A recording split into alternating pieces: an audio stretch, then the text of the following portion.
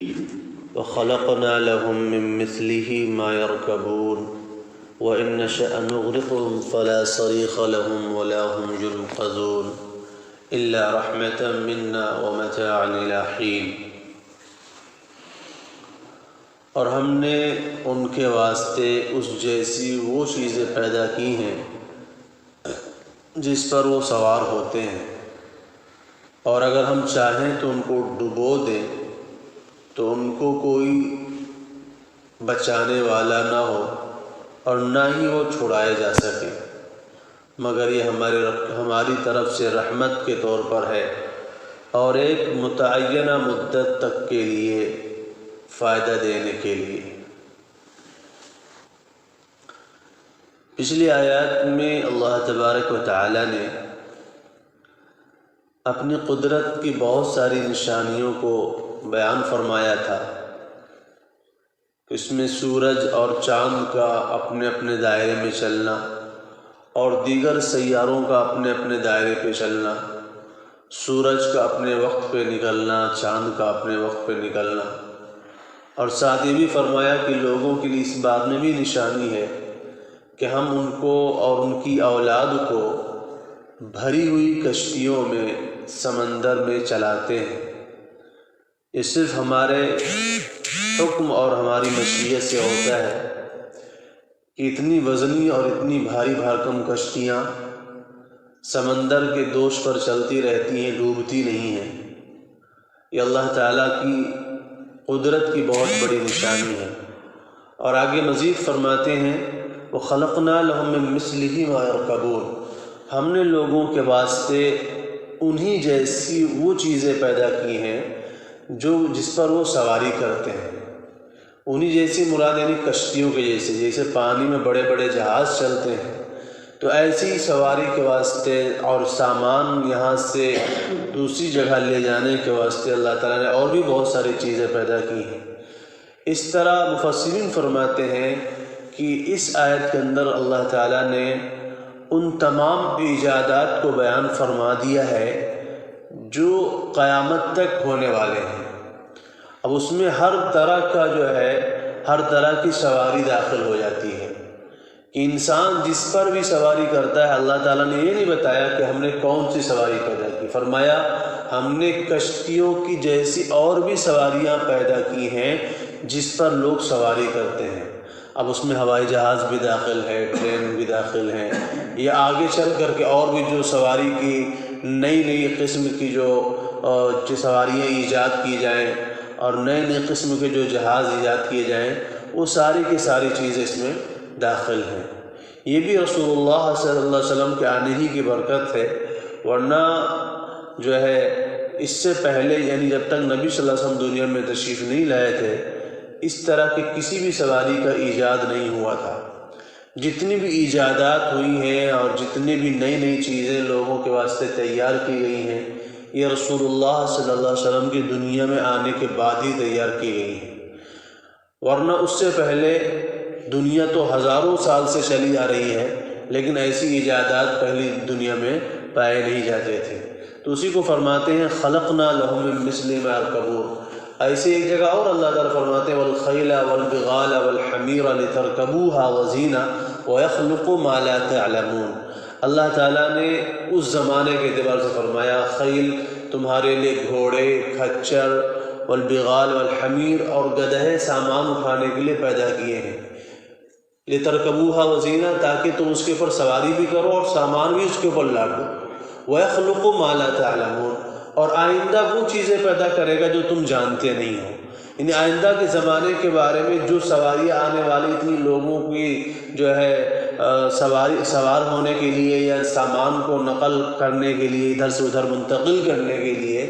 تو اللہ تعالیٰ نے یہ بھی فرما دی وَيَخْلُقُ مَا لَا تَعْلَمُونَ، اللہ ابھی آگے چل کر کے ایسی سواریاں پیدا فرمائیں گے جو تم جانتے نہیں ہو۔ یہاں پر بھی اللہ تعالیٰ فرماتے ہیں کہ ہم نے لوگوں کے واسطے انہی جہازوں اور بڑی بڑی کشتیوں کی مانند سواریاں پیدا کی ہیں جس پر لوگ سواری کرتے ہیں۔ تو اس میں مفسرین فرماتے ہیں ہر وہ سواری داخل ہے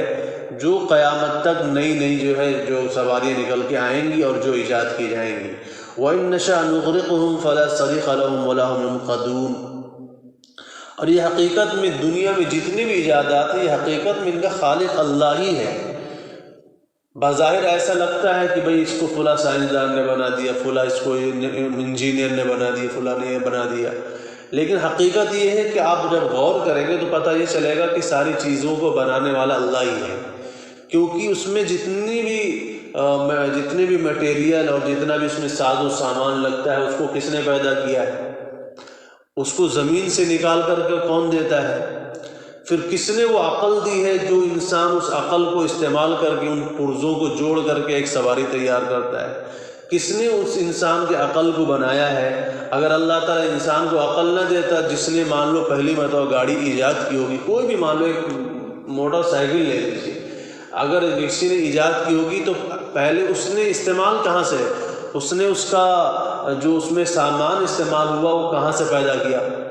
وہ تو اللہ تعالیٰ ہی کا پیدا کرتا ہے۔ پھر اس نے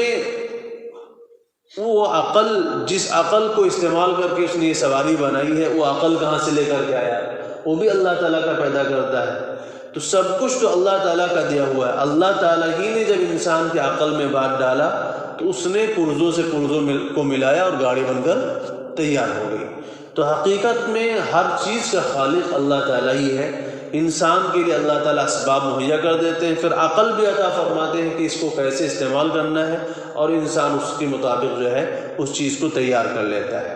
فرماتے ہیں وَإِن نَّشَأْ نُغْرِقْهُمْ فَلَا صَرِيخَ لَهُمْ وَلَا يُنقَذُونَ، اگر ہم چاہتے تو ان کو ڈبو دیتے، فَلَا صَرِيخَ لَهُمْ، تو ان کو کوئی بچانے والا نہ ہوتا، ان کا کوئی فریاد رس نہ ہوتا، وَلَا هُمْ يُنقَذُونَ، نہ ہی وہ بچائے جاتے۔ یعنی اگر اللہ تعالیٰ ڈبونے پہ آ جائیں تو پھر دنیا میں کوئی بھی طاقت اس کو بچا نہیں سکتی ہے۔ جیسے میں نے کل ہی بتایا تھا کہ دنیا کا وہ جہاز جو سب سے بڑا جہاز پانی کا تھا اور جس کے بارے میں لوگ دعویٰ کر رہے تھے کبھی نہیں ڈوبے گا، وہ اپنے پہلے ہی سفر میں 2 ٹکڑے ہو جاتا ہے اور اپنے پہلے ہی سفر میں ڈوب جاتا ہے۔ اللہ تعالیٰ نے یہ دکھایا کہ یہ جہاز صرف ہمارے حکم سے چلتے ہیں، یہ اس میں تمہارا اپنا کوئی ہنر یا تمہارا کوئی کمال نہیں ہے۔ اگر اللہ چاہے تو بڑے سے بڑے جہاز کو ڈبو دے، اور اللہ چاہے تو ایک تختے کے اوپر بھی انسان کو دریا پار کرا دیتے ہیں۔ الا رحمۃ منا، فرماتے ہیں یہ ہماری طرف سے رحمت کے طور پر ہے اور ایک متعینہ مدت تک فائدہ دینے کے لیے ہے۔ متعینہ مدت سے مراد موت کا وقت ہے، کہ انسان کو، ہر انسان کے لیے اللہ تعالیٰ نے ایک مدت متعین کی ہوئی ہے، اس مدت تک اللہ تعالیٰ اس انسان کو فائدہ پہنچاتے ہیں۔ یعنی دنیاوی اعتبار سے، مال و دولت کے اعتبار سے، عقل کے اعتبار سے، ساز و سامان کے اعتبار سے اللہ تعالیٰ اس کو فائدہ پہنچاتے رہتے ہیں، لیکن جب وہ مدت پوری ہو جاتی ہے تو انسان جو ہے ان تمام چیزوں کو چھوڑ کر کے چلا جاتا ہے۔ وَإِذَا قِيلَ لَهُمُ اتَّقُوا مَا بَيْنَ أَيْدِيكُمْ وَمَا خَلْفَكُمْ لَعَلَّكُمْ تُرْحَمُونَ، اور جب ان سے کہا جاتا ہے کہ تم اس عذاب سے ڈرو جو تمہارے آگے بھی آ سکتا ہے اور پیچھے بھی آ سکتا ہے تاکہ تمہارے پر رحم کیا جائے، تو یہ اس کے اعراض کرتے ہیں۔ یعنی اس آیت کے اندر اللہ تبارک تعالیٰ کافروں کی فطرت بتا رہے ہیں کہ کافروں کی فطرت یہ ہے کہ یہ نہ تو عذاب کی دھمکی سے ڈرتے ہیں اور نہ ہی ان کو جو ہے کسی بات کی ترغیب دی جائے تو اس کا ان کے اوپر کوئی اثر ہوتا ہے۔ چنانچہ فرماتے ہیں کہ جب ان سے کہا جاتا ہے کہ اس عذاب سے ڈرو جو تمہارے آگے آ سکتا ہے، مطلب دنیا میں اللہ تعالیٰ دنیا میں تمہارے پر کوئی عذاب نازل کر دے، مثلا سمندر میں ڈبو دے، یا اللہ تعالیٰ چاہیں تو تم کو زمین میں دھسا دے، اللہ تعالیٰ چاہیں تو تم کو ہوا میں جو ہے تباہ و برباد کر دیں، تو یہ اللہ تعالیٰ کی قدرت کی نشانی ہے۔ فرماتے ہیں کہ ان سے جب کہا جاتا ہے کہ ڈرو اس عذاب سے جو تمہارے آگے آ سکتا ہے اور جو تمہارے پیچھے آ سکتا ہے، پیچھے آنے سے مراد یعنی قیامت میں آنا، آخرت میں آنا۔ تو اگر دنیا میں ایمان نہیں لائے تو آخرت میں تو عذاب یقینی ہے، البتہ دنیا میں یقینی عذاب نہیں ہے۔ اگر اللہ تعالیٰ چاہے تو عذاب دے دے اور چاہے تو بغیر عذاب کے موت دے دے، لیکن آخرت کے عذاب سے بچنے والے نہیں ہیں۔ وما تأتیہم من آیۃ من آیات ربہم، اور جب بھی ان کے پاس ان کے رب کی کوئی آیت، کوئی نشانی آتی ہے تو یہ اس سے اعراض کیا کرتے ہیں۔ وَإِذَا قِيلَ لَهُمْ أَنفِقُوا مِمَّا رَزَقَكُمُ اللَّهُ قَالَ الَّذِينَ كَفَرُوا لِلَّذِينَ آمَنُوا أَنُطْعِمُ مَن لَّوْ يَشَاءُ اللَّهُ أَطْعَمَهُ۔ دوسری فطرت کافروں کی یہ ہے کہ کافروں سے جب کہا جاتا ہے کہ بھائی جس چیز کا رزق اللہ تعالیٰ نے تم کو دیا ہے اس میں سے اللہ کے کمزور غریب مفلس بندوں پر خرچ کیا کرو، تو وہ کہتے ہیں کہ اگر تم کیا چاہتے ہو کہ ہم ان لوگوں کو کھلائیں کہ جن کو اگر اللہ چاہتا تو کھلا سکتا تھا۔ مطلب یہ ہے، ان کو ایک طعنہ دیا کرتے تھے مسلمانوں کو کہ تم تو کہتے ہو کہ ہر چیز کا رازق اللہ ہے، ہر ایک کو روزی دینے والا اللہ ہے،